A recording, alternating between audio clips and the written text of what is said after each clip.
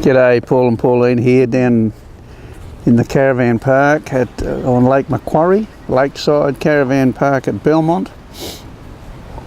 And today we're reading out of 2 Corinthians chapter 5. And Pauline's going to do the reading for us. Verse 17. Now, if anyone is enfolded into Christ, he has become entirely a new person. All that is related to the old order has vanished. Behold, everything is fresh and new, and God has made all things new, and reconciled us to himself, and given us the ministry of reconciling others to God. In other words, it was through the Anointed One that God was shepherding the world, not even keeping records of their transgressions.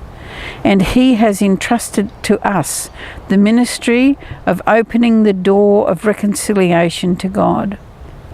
We are ambassadors of the Anointed One who carry the message of Christ to the world, as though God were tenderly pleading with them, directing through our lips. So we tenderly plead with you on Christ's behalf. Turn back to God and be reconciled to him. For God made the only one who did not know sin to become sin for us, so that we who did not know righteousness might become the righteousness of God through our union with him. Wow, isn't that wonderful? That the Lord would use our lips to draw others into his family.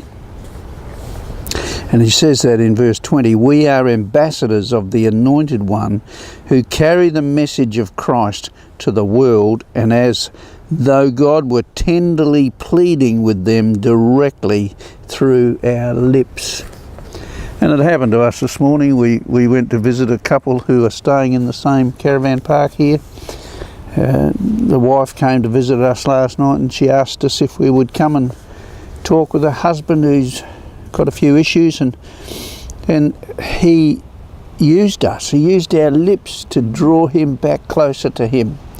And here we found a man who was a churchgoer, but is now a gambler, got serious problems with gambling and also with overeating. He's very, very obese. But the Lord used us, and we're amazed at how he does that. But it's the Christ in us that becomes the hope of glory for others out there who are stuck in the world. And what a wonderful thing it is that we can be used to help the Lord build his kingdom. Christ in us becomes the hope of glory for others. So that's our little meditation this morning from 2 Corinthians chapter 5, from 17 through to the end of that chapter. You have a great day. Get into the Word yourself. And may the word get into you. And may the Word get into you. Thank you. See you later. Bye.